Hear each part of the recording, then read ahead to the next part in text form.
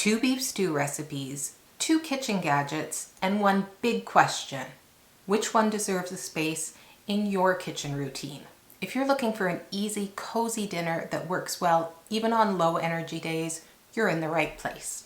Today I'm comparing 2 recipes. A slow cooker beef stew that is super streamlined and very flavorful, and a beef bourguignon recipe made completely in your rice cooker that is rich and bold in flavor. We're going to compare how easy they are to make, how much hands-on time is required in the kitchen for each of these recipes, what the flavor is like, and even how well they freeze. My name's Larissa, and welcome to the Concussion Crew, where we share tips and tricks and recipes for making life a little bit easier and a little less stressful. Our first recipe comes from America's Test Kitchen's cookbook, Slow Cooker Revolution, which is becoming one of my favorite cookbooks. This stew is designed to be fast and easy, but does not skimp on flavor. I'm going to walk you step by step through this recipe. If you're interested in jumping ahead to the rice cooker recipe or to the comparison, you can check out the description below where the chapters are listed, and if you click on those chapters, it will jump you forward in this video. Our second recipe comes from Kathie Chin's 300 rice cooker recipes and uses a rice cooker to create a rich French-inspired beef bourguignon. I have made this recipe a number of times now and I really enjoy it. It is the Bachelor beef stew. Spoiler alert, this one's my favorite. The other one is good and has a different purpose, and we're going to talk about that at the end, but this one is my favorite. I'm putting 2 cups of frozen chopped onion, 3 tablespoons of tomato paste, and remember, it is more cost effective to buy the larger can of tomato paste. Use what you need and then put the rest into a zipper seal bag. Try to get out as much air as possible. And then you're going to be able to snap off pieces once it's frozen very easily. So you're saving yourself a chunk of change. Just remember to lay it flat in your freezer so that it's easy to snap off pieces. 2 tablespoons of vegetable oil. I've got avocado oil at home and that is fine. The recipe calls for either 1.5 teaspoons of garlic powder or 6 cloves minced. So I'm going to put in 6 spoons of the pre-minced garlic and 2 teaspoons of thyme, and I'm popping this in the microwave for about 5 minutes just to soften up the onions. Once you can kind of smell the onions and they seem softened and everything's incorporated, you're going to pop that into your slow cooker. The recipe calls for 1 cup of chicken broth and 1 cup of beef broth. I like to use instant stock mix. I find it makes my life easier. I do these guys. I'm also going to add bone broth powder for an extra protein punch. The Organica bone broth is my go-to and I really like it, but I found a cheaper option online. So today I am going to also try out Left Coast Performance. In order to make things easy, the recipe calls for 8 ounces of baby carrots. Unfortunately, I do not have baby carrots at home, so I have regular carrots and I just, had to peel them. That was the sound of a carrot falling on the floor. Rinse it off, it's all good. 5-second rule. The recipe calls for 2 tablespoons of minute tapioca, which I have tried and did not care for. I am opting for 2 tablespoons of cornstarch instead, and I have mixed that in with my 1/4 cup of soy sauce.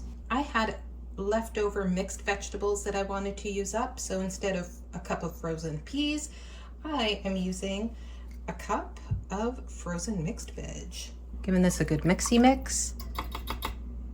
And then we're going to add the 2 bay leaves and the 3 pounds of beef. I'm using stewing beef because that's what my grocery store had available. The recipe calls for beef steak tips. You do you, boo. Whatever you've got on hand, whatever you've got in the freezer, whatever the grocery store has, it's gonna turn out great. This is now just going to simmer and cook until the beef is tender, which is between 9 and 11 hours on low or 5 to 7 hours on high. This was my first time using the high setting for a recipe and it turned out great. So that's what I'm doing again today. It's been 5 hours and I'm going to check and see how the stew's doing. The beef is beautifully tender right now, but it's still very watery. This happened to me when I used the tapioca and when I used cornstarch. So I'm going to put together a little flour slurry using 2 tablespoons of flour and just enough water to turn it into a liquidy substance, and I will add it back in here and let it cook for the next hour. If yours is thin like this too, you can make a slurry either of tapioca or cornstarch or flour and let it cook for an hour. And yes, I keep my Christmas utensils out all year round. I actually keep my Christmas tea towels in permanent rotation. I love Christmas. I love reminders of Christmas. So do what makes you happy, friends. Here's where I'm going a little bit off recipe again. I'm not a fan of the roast potatoes from the freezer, and I really like fresh mashed potatoes, and I have the energy today, so I'm making mashed potatoes. You do whatever's easiest for you, whether it's from the freezer, whether it's instant mash, whether it is mashed potatoes from potatoes. I'm just letting you know what I'm feeling today. Our second recipe comes from Kathie Chin's 300 rice cooker recipes and uses a rice cooker to create a rich French-inspired beef bourguignon. I feel like the steps in this recipe happen very quickly and it stresses me out to do things as I go. So at the beginning, I make sure that I have my meat ready to go. I pre-slice my veggies, and then once I've got all the pieces ready, I will start the cooking process. I've got my beef trimmed and cut into 1.5-inch cubes, and I have coated them in cornstarch. I'm using frozen onion, and I have sliced 1/2 cup of carrots, 1/4 cup of tomato, and even though the recipe only calls for 1/2 cup of mushrooms, I put in a full cup of sliced mushrooms because I like mushrooms best. Now that most of the steps are ready to go, I'm going to set the rice cooker to quick cook. While that's heating up, I find it difficult to work with cheesecloth, so I just use these little fabric tea bags. I'll grab one of these, and into it I will add 1 large bay leaf, 1 whole clove, and 1 1/4 teaspoon of dried thyme. The recipe calls for a clove of smashed garlic. I use the minced garlic that you get in a jar, but I'm just going to add that right to the bag. It's going to get a little bit drippy because I'm using the pre-minced garlic, but that's okay. I'm putting it to sit in the bowl with my pre-sliced veggies because they're all getting added to the pot at the same time. Now that the rice cooker is heated up, I'm going to add a tablespoon of oil and a tablespoon of butter. Now that the butter is melted, I'm adding the dredged beef and I'm sauteing it for 4 or 5 minutes until it's browned on all sides. It's been about 5 minutes and I've been stirring throughout, so let's take a look. I'm going to call that good enough, and I'm using a slotted spoon to pull the beef out and then add the remaining 1 tablespoon of oil to the rice cooker. Toss in the cup of onions and let it saute for about 3 minutes or until it's nice and soft and translucent. It's always at this moment that I think I need a rubber slotted spoon. Now I hear you. It might be nicer with fresh onions or if I tried shallots instead, but I don't care for using knives. It still makes me uncomfortable. It's the reason that I use a strawberry slicer for my mushrooms. I would encourage you to make whatever choices work best for you and where you're at right now, or where you're at on the day that you're making this. I'm going to sprinkle on the 1/4 cup of flour and let it saute and thicken up a bit for 1 minute. This disgusting looking concoction is 1.5 cups of beef stock with a scoop of bone broth for added nutrient density. And I added the 1/2 cup of wine into the 1 measuring cup just to make it a little easier. This is 1 tablespoon of tomato paste, and then I'm going to cook it for about a minute until it thickens up. And I am going to stir it a few times just so that the flour doesn't get too clumpy. If you're like me and you use tomato paste from the freezer, this step might take a little bit longer just because you're putting something frozen, so it's basically cooling everything down. But just remember, this is a pretty forgiving recipe. I add more mushrooms than I'm supposed to. I don't put the barley in because it seems weird to me to have barley with beef bourguignon. I have potatoes on the side instead, and it still works fine. Now that it started thickening, I'm adding back the beef with the juices. Just dumping the whole kit and caboodle in there. I'm going to plunk in my tea bag full of spices and add in my big bowl of veggies. I'm omitting the salt because I find that when you put stock in, it's salty enough as it is. If mine doesn't look exactly like yours, just remember that I am a rebel. There are more mushrooms in there than the recipe calls for, and there's no freaking barley. Once all the ingredients are in there, we're going to hit the cancel button to stop the cooking. We're going to press start. We're going to press select mode, and you can choose either white rice or whole grain rice, whatever regular cycle that you would like. It's going to take a few minutes and it will come to a boil, and then set a timer for 12 minutes. Then it will boil for 12 minutes, and then you're going to reset the machine to the keep warm cycle, and it's going to sit at keep warm for 1 hour and 15 minutes. Alexa, set a 1 hour and 15-minute timer. I think one of my favorite things about this recipe is that now that it's all in there and it's on the warm cycle, we can walk away. I also like that the basket of my rice cooker can go into my dishwasher, so it's non-stick, it's easy cleanup. And then when that timer sounds, check the beef to make sure that it's tender. If you need to, you can keep on cooking it in 5-minute increments. Make sure that you discard the spices that are in the cheesecloth or the tea bag.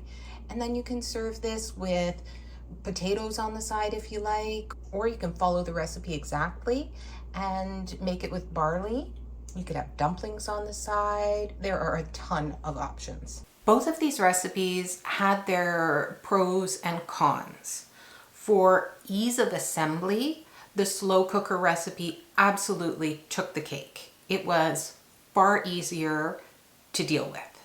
And I preferred that stew. I liked the flavor more. It was delicious. That being said, I bought 1 gigantic container of meat from Costco, and I used half in the rice cooker and half in the slow cooker. If I were to do this again in the rice cooker, I would get a nicer cut of beef. Because it was only in there for a little over 1 hour, even with the browning in the rice cooker, it still was a little tough.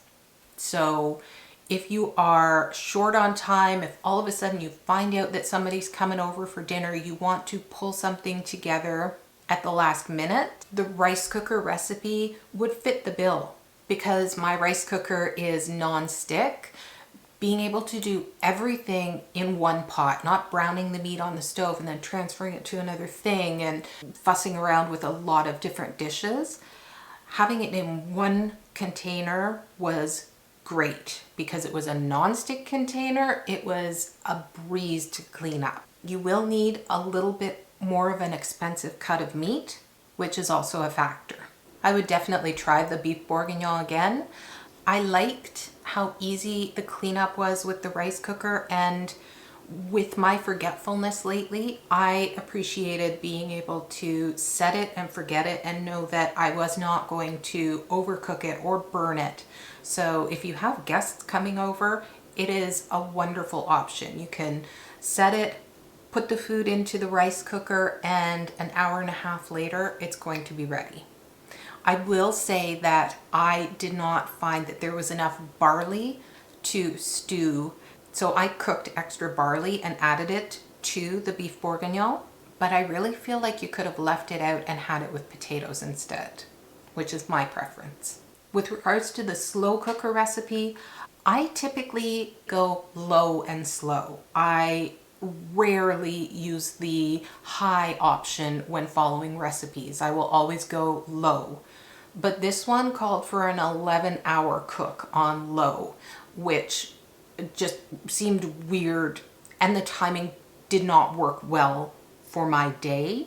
I ended up cooking on high for, I think it was 5 hours, and it turned out beautifully. The beef just fell apart. The gravy was rich. It was perfect. So if you're not sure which way to go, if you are like me and you always cook on low, high actually produced really tender meat. If you have the time to plan and make sure that you have hours to let the stew sit in the slow cooker, I preferred the America's Test Kitchen's Bachelor beef stew. Being able to just pop the onions and the aromatics in the microwave and then chuck everything into the slow cooker was amazing.